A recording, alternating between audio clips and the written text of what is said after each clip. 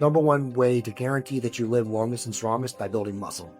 Muscle protects you more than anything else. Because if you're doing 20 different things at one time, it's really hard to say like what worked if it does work or what doesn't work if it doesn't work. 80% of the people put on weight, but he decided to kind of come off and not use it as a crutch. With GLPs, when you're done correctly, there's no rebound weight gain. How to use GLPs in the context of health and longevity.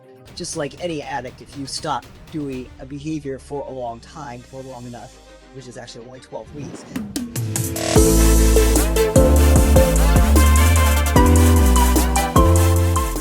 Yeah, so I'm going to break up a little bit of the momentum and run it back to the GLPs here a little bit. And about a year ago, he started taking the GLP-2 Mounjaro, correct? Yeah. And following, because I know you didn't start training to begin with, you just wanted to do this in isolation to see how it worked for you. And then obviously you started working out after. But, talk us through that. And what was the amount of weight that you dropped? I was fighting with my weight for the last 20 years, being about 250, 260. And last year, this time, October 17th, I was 302. 302. Wow. And I let myself go, eating whatever I wanted. My blood pressure was high. My sugar levels were high. My doctor said you're borderline diabetic. We were on medication. And I was on metformin for about 2 years. It really didn't help me too much. So I decided I got to do something. So when I found out about this shot, I waited about a year to see what the side effects were with the Ozempic, like they said. And then after about a year, I'm like, I'm not losing any weight. I wasn't dieting like I should. So I told the doctor, let's get on this shot and see what happens. So I get on it. And it says it suppresses your appetite. It did. So what I said to myself is, I want to see if I get it. It's diabetes. My father passed away with diabetes. Daughter has it. And the doctor said it's very hard to reverse. So my blood levels were about 140, 150. So I said to myself, I'm going to destroy this diabetes for that fact too. So this Mounjaro suppresses your appetite. I didn't eat as much, but I decided I'm going to start eating right and see if I can, make this go fast. So the first 4 months, I had lost about 60 pounds. And I didn't work out. I just want to see what this shot does. And the fat was coming off. I was weighing myself every day. And I just, You make the right decisions when it came to food choices? no, I decided myself, you know what? I'm going to eat my chicken and my eggs and no more pancakes and no more sugars. I cut all sugars and carbs out to see if I could beat this diabetes. And slowly the weight was coming off every day. I checked myself on the scale and I was amazed. I'm like, okay, I lost 60 pounds, 70 pounds. My goal was to lose 80 pounds. I lost 8 pounds and my doc said, let's keep on going. So after about 10 months, I'd lost 115 pounds. I've been off the Mounjaro now for 3 months. They said that 80% of patients gain their weight back. So when I got off the shot that last week, I was scared. I'm like, is it, how I going to respond if I can start getting, hungers, cravings, nothing. So I just kept on eating healthy foods, organic foods. Since I owned a restaurant, I had easy access to, eating as many cakes, chicken, and steak, eating like a bodybuilder now and see what happens. And since then, the last 3 months, I haven't had any cravings and it doesn't bother me. And I've lost 115 pounds and I'm amazed. So in the 5th month, I started working out. I said, let's start working out. Let's see if we can push this a lot faster. And to be honest with you, Kris, when I was in my 20s, I never looked this good. For only 5 months of working out, somehow I got lean and I've stayed lean like this. I'm amazed. My doc said you're a testament to this shot. So I'm going to keep on going and I hope I stay lean like this. So, that's all I got to say. It's pretty amazing. So whoever's wants to take the Mounjaro shot, there's no side effects for me. And I would say, yeah, it works. And the one thing that I absolutely love about this is, the doc basically did say that 80% of the people put on weight, but he decided to kind of come off and not use it as a crutch, but use it as a supplement. It gave you the purpose to actually make the right decisions at the end of the day, which I think is absolutely phenomenal. Your heart is absolutely fine now. Your blood sugar is absolutely fine. Your cholesterol, blood pressure. Yeah, that's absolutely awesome, mate. First off, I commend you. Congratulations, Pete. And again, he is what we have been talking about from the moment that we started talking about how to use GLPs in the context of health and longevity. And when they're done correctly and used correctly, there are no side effects. I mean, again, may there be some initial gastric issues, might you have appetite suppression and you might feel, again, if you're taking a higher dose, a little bit of nausea. There's always going to be something because again, we're all biochemically unique and individual, but he's again proof positive that when these are done and used correctly, again, within, as I love to say, the context of health and longevity, I've never seen a peptide overdose.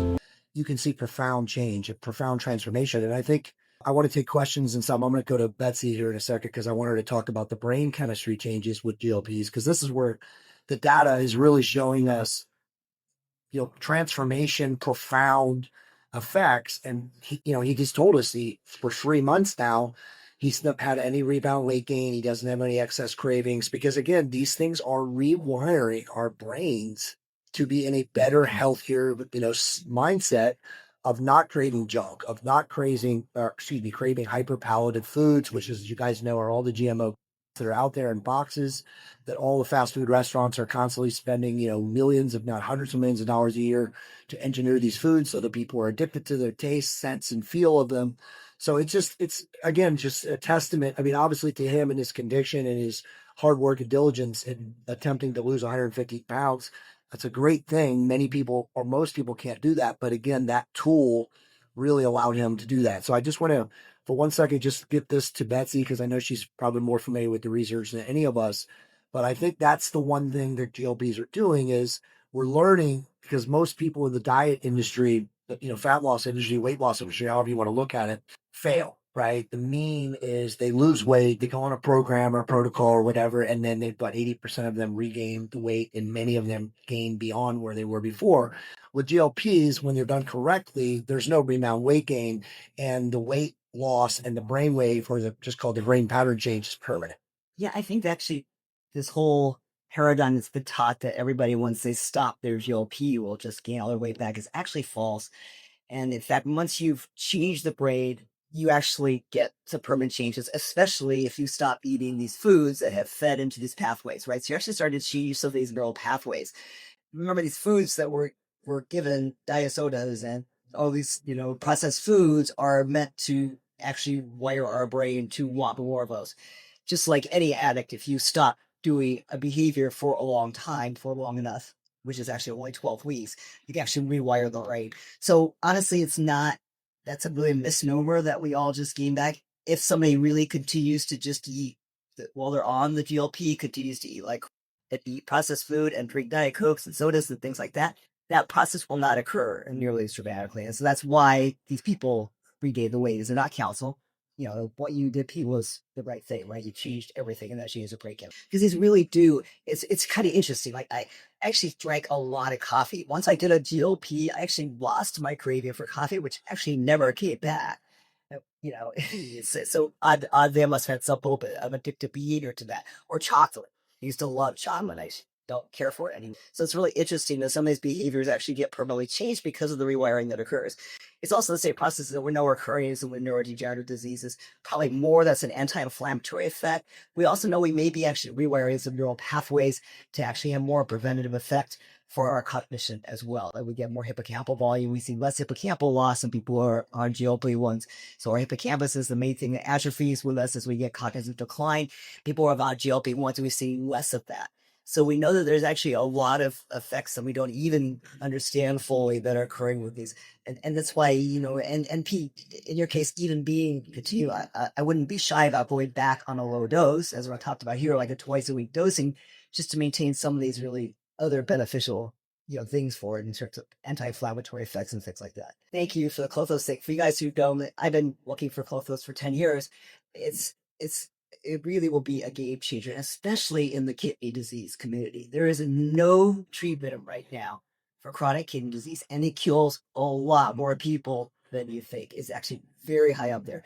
Clothos is actually probably a cure for chronic kidney disease. So this is actually a huge thing to actually, I've been, following through these companies trying to make clothes for a long time, trying to get clothes, and I have connections to a lot of people. So this is huge, and I do want to say Trevor could talk about it. And again, please get your questions lined up because I'm going to take the microphone out to you guys so you guys can ask questions. We've recorded, give the answers to these guys. Be very careful now of fraudsters and scammers with Clotho. there's a lot of fake clothes. 95% of everything out there is fake. If it's not fake, it might be potentially harmful. We have Google alerts set up everywhere for Alibaba and for China and for everywhere that's, manufacturing, et cetera, attempting to sell it. And when we look at the actual molecules and how they're engineered, we know it's fake because we know what the actual dosing is and stuff like that. So just be very, very cautious. Again, our chemist has patented his formulation, and we're already in a phase 1, so we should be in phase 2 by middle to early next year. But how we're going to, push Clotho internationally, globally through the USA is from the right to try in Montana. So everybody's going to have the access to it, again, who can afford it. Again, for what it does is, as Betsy just said. And that's like maybe from affordability, maybe the one thing you need. So I mean, it's off a lot of things. Exactly. I mean, it's a good point. In truth, and I do want to get you guys questions. I promise I'll stop talking. But in truth, as we age, Clotho, a GLP, and again, Betsy gets mad at me. I like 2s or 3s, a follistatin to prevent catabolism, muscle loss, muscle wasting. There's your holy grail, holy trinity, triumvirate. I mean, those 3 things right there will allow people to age slower, reduce their biological ages from a standpoint, and maintain muscle. And again, as all these genius guys said yesterday, what is the number one way to guarantee that you live longest and strongest? By building muscle. Muscle protects you more than anything else, right? So that's critically important. But yes, like I said, we are on right now the very precipice of a paradigm shift in longevity medicine because of these new agents that are coming up. Yeah, so the bioregulators. Okay, so something that's really fun about bioregulators. So when we take a peptide example, let's look at something like a GLP or BPC. You're actually pushing the body beyond its natural bounds, right? So you're not losing weight. We give you GLP. We force the body to lose weight. Bioregulators will only regulate you to basically the maximum output that your body knows, and it will never push it further. So they're virtually impossible to harm yourself on, which is pretty cool. You could definitely do a bunch of different shots. You can probably get away if you mix them at 2 seconds and throw them in your body. But the problem is if they sit at all for any length of time, they will basically cancel each other out.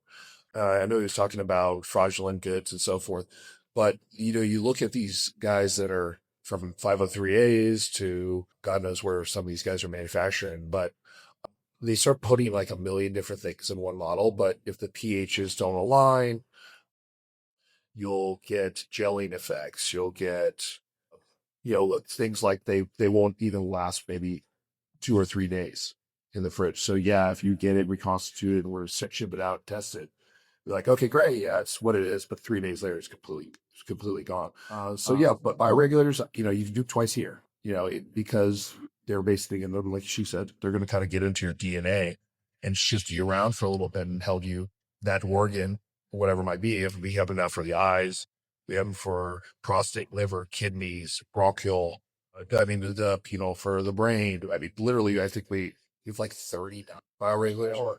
Yeah, there's 200,000 peptides in your body. When I started the manufacturing 11 years ago now, which just seems like forever. I remember just getting so excited to be like one new one that had like real data, and we knew we could be like synthesizing. You're making everything every like 6 months, and then it was like one every 4 months. And it was like one a month. Now, of those 200,000, we probably have close to, I'd probably say somewhere around maybe 14,000 of those that we kind of know what they do. But since the body is completely connected in a million different ways, and probably a billion different ways, to be honest, sometimes they just don't work the way you think they should, even though you're like, well, this should be because it needs to be. You need to find that other piece. And that's why you see like tripeptides and stuff like that going together. And there's like a new one for regrowing hair, for instance, right? So, and the crazy part about the tripeptide that producing for hair, we're going to combine it with blood cord exosomes. It's just topical, rubbing it, but it actually regrows your hair as original color in some cases. So just really cool, weird things, but it's probably one of the hardest ones to make right now besides clotho. I've only been able to make about 26.5 grams in the last 6 months. So it's just it just constantly wants to break. But any of those really small molecules are so fast acting, they'll knock each other out. So just pick like 3 at a time, run them for 3 weeks. You need everything like 200 micrograms a day when you're doing that. You can go up to like 2 milligrams a day when you do the oral ones. Honestly, you probably have to do more like 50 milligrams just because of the oral bioavailability. But you're absolutely 100% right. They work passing through because they are so small. So you're saying that C's is full of shit? As far as stacking goes, it's kind of one of those questions like we don't know the best. Now, I've poured it pretty extensively over like some of the Russian literature, and they do have protocols.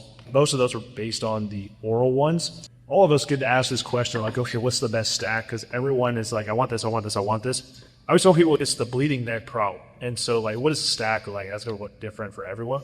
And that doesn't mean that you have to have like an emergency per se, but you also have to evaluate a hierarchy of what you need for your specific body.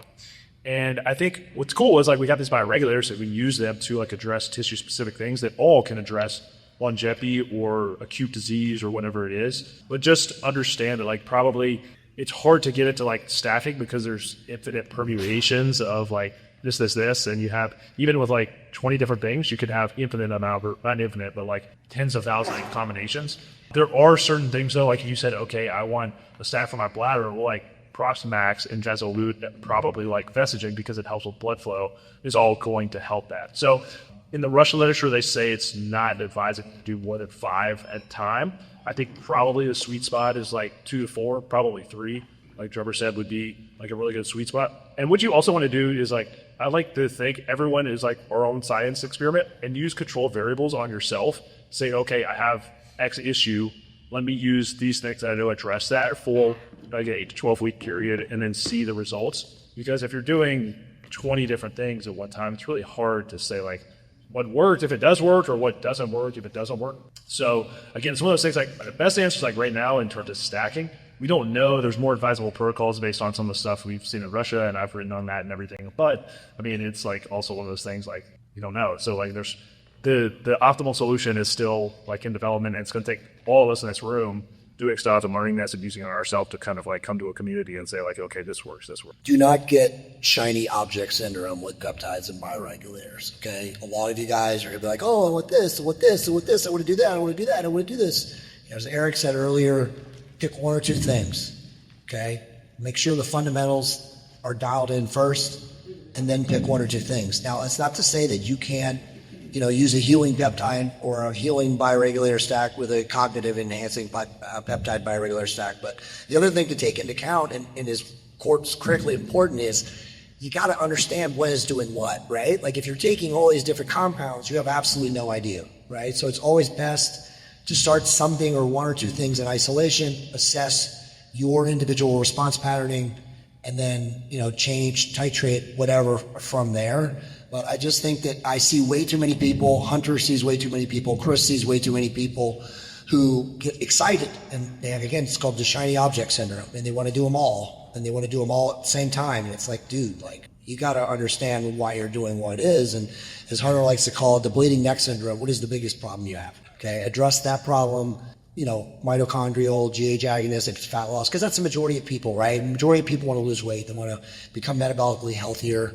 So address that, bleeding neck issue first and foremost before you start throwing in willy-nilly scattershot peptides. We have a lot of views that come into our channel, and what we don't see is as many people subscribing. It would really help. It doesn't cost you anything. That being said, let's get on with some of our content.